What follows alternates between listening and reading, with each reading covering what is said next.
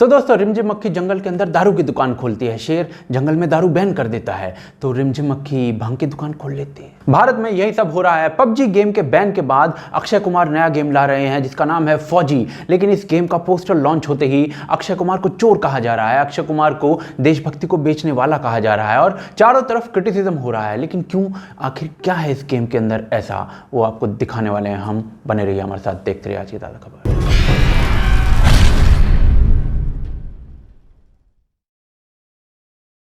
तो दोस्तों पबजी के समेत 118 चाइनीज ऐप्स बैन की गई भारत सरकार के द्वारा 3 सितंबर को, और 4 सितंबर को अक्षय कुमार ने अनाउंसमेंट कर दी कि वो एक नया गेम लॉन्च करने वाले हैं जिसका नाम होगा फौजी, यानी कि उसकी फुल फॉर्म होती है फियरलेस एंड यूनाइटेड गार्ड। क्या है इस गेम के अंदर ऐसा? तो जी इस गेम के अंदर भारतीय सिक्योरिटी फोर्सेस जो हैं उनकी रियल लाइफ से इंस्पिरेशन ली गई है और जो इसका बैकड्रॉप रखा गया है गेम के अंदर वो गालवान वैली लद्दाख का रखा गया है। और इस गेम को खेलने वाले जो गेमर्स हैं बेसिकली वो भारत के दुश्मनों को ठोकते फिरेंगे। ये गेम जो है वो अक्टूबर एंड में रिलीज होने की बात की जा रही है और एनकोर गेम्स नाम से जो कंपनी है वो इसे बना रही है। लेकिन भाई देश के अंदर कोई घटना घटे और लिब्रांडूस की लंगोटी में आग न लगे, ऐसा तो हो नहीं सकता।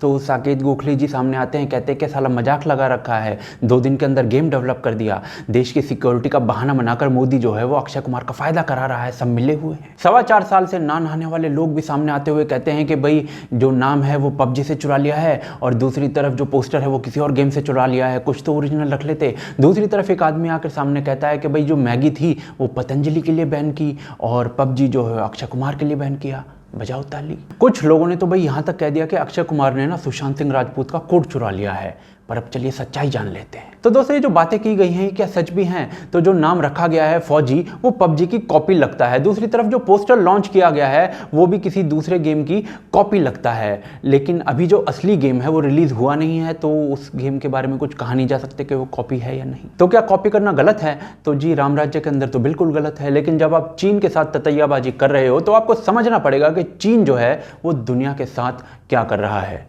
तो चलिए समझते हैं। तो दोस्तों हम सभी जानते हैं कि चीन और यूएस के बीच में एक ट्रेड वॉर चल रहा है और दोनों देश एक दूसरे को अपनी अपनी पॉलिसीज मनवाने के लिए पीछे पड़े हुए हैं। लेकिन इस ट्रेड वॉर के अंदर एक टॉपिक ऑफ डिस्कशन जो सबसे ज्यादा डिस्कस हो रहा है वो है आईपी थेफ्ट, यानी कि इंटेलेक्चुअल प्रॉपर्टी थेफ्ट। क्या होता है ये? तो भाई आप ऐसा मान के चलिए कि कोई बड़ी कंपनी जो है वो ग्लोबलाइजेशन के चलते हुए चीन के बाजार में आती है, वहाँ पर काम करती है, वहाँ पर इन्वेस्ट करती है और इसके बाद चीन की कोई छोटी कंपनी उसके प्रोडक्ट को कॉपी कर लेती है, उसकी टेक्नोलॉजी को कॉपी कर लेती है, उसके लोगों को कॉपी कर लेती है और अपना माल जो है चीन के बाजार में बेचने लगती है। और जो बड़ी ओरिजिनल कंपनी है वो अपनी इन्वेस्टमेंट को मुंह में लेके बैठ जाती है। CNBC ग्लोबल काउंसिल सर्वे के अकॉर्डिंग इस काउंसिल की मेंबर कंपनीज से पूछा गया कि क्या चीनी कंपनीज आपकी इंटेलेक्चुअल प्रॉपर्टीज चुरा रही हैं? तो 30% कंपनीज ने कहा कि हां और 70% कंपनीज ने कहा कि पता नहीं है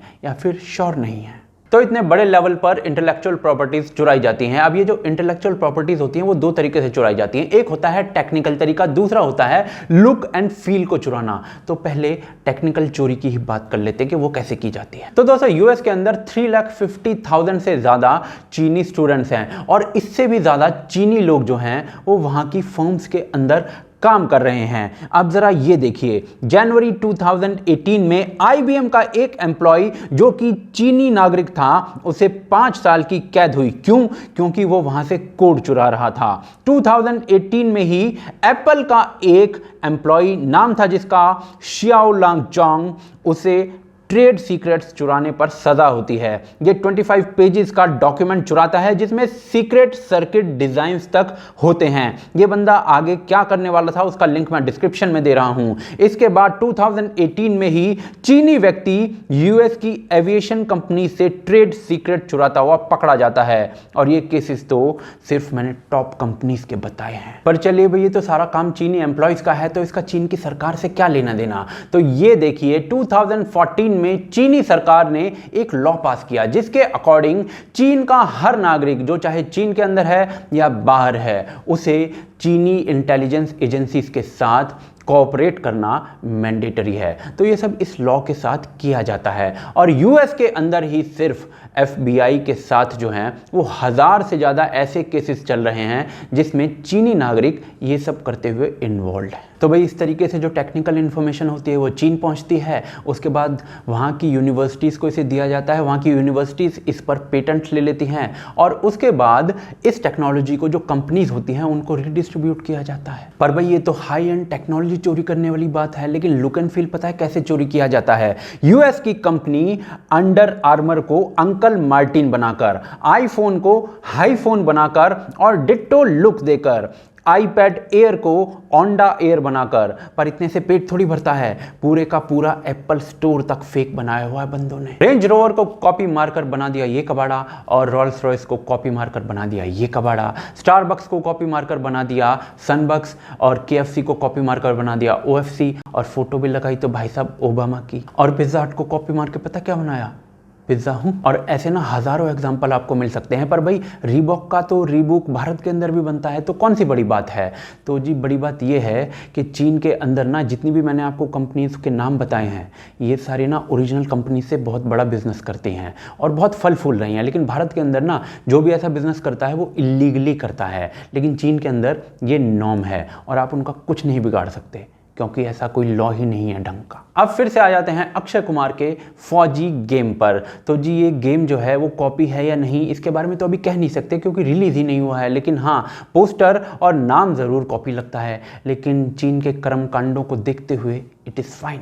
अब अगले एलिगेशन पे ध्यान देते हैं कि रामदेव के लिए मैगी और अक्षय के लिए पबजी बैन किया गया है। तो I think it seems foolish because ये सारे लोग जो हैं ये बिजनेसमैन लोग हैं और जैसे ही बिजनेस अपॉर्चुनिटी देखते हैं तो प्रोडक्ट लॉन्च कर देते हैं। पर क्या कोई गेम 2 दिन के अंदर बनाया जा सकता है? इस प्रकार का भी तो इल्जाम लगाया जा रहा है। तो जी ये इल्जाम ना बिल्कुल झूठा है क्योंकि एन गेम नाम की जो कंपनी है इस गेम को बना रही है पिछले 6 महीनों से और अभी 2 महीने और लगेंगे इसको बनाने में। लेकिन जैसे ही पबजी बैन हुआ तो इन्होंने अपॉर्चुनिटी देखी, अक्षय के साथ टीम अप किया और इसकी अनाउंसमेंट कर दी। यानी कि लिब्रांडोस जो है वो बरेली के बाजार में घूमने की कोशिश कर रहे थे, झुमका तो गिरेगा ही। पर सवाल यह आ जाता है कि लिब्रांडोस जो हैं वो झूठ बोलकर ही क्यों क्रिटिसिज्म कर रहे हैं? तो इसका आंसर जो है बहुत सिंपल है। 2019 में एक फिल्म आती है उरी द सर्जिकल स्ट्राइक। इसका यूथ के अंदर काफी बज़ क्रिएट होता है और नेशनलिज्म को काफी बढ़ावा मिलता है इस फिल्म से। अब जरा सोचिए कि अगर ऐसा गेम एक लॉन्च हो जाता है जिसके अंदर you are playing a security force officer,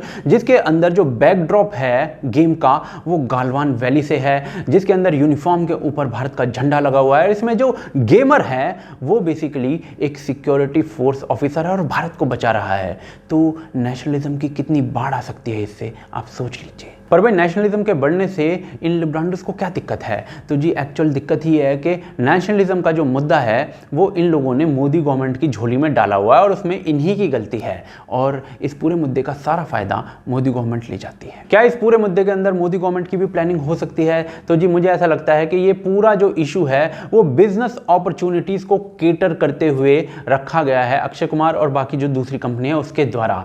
बाकी मुझे नहीं लगता कि गवर्नमेंट के पास इतना टाइम होता है कि वो इतने छोटे लेवल पर जाकर कुछ प्लॉटिंग कर सके। लेकिन अगर इस गेम का यूआई जो है वो पबजी से चुराया गया है तो क्या ये चीज़ सही है? तो भाई चीन के साथ क्या गलत क्या सही? अब एक लड़े तलवार से और दूसरा लड़े उंगली से, वो मुझे न्याय नहीं लगता।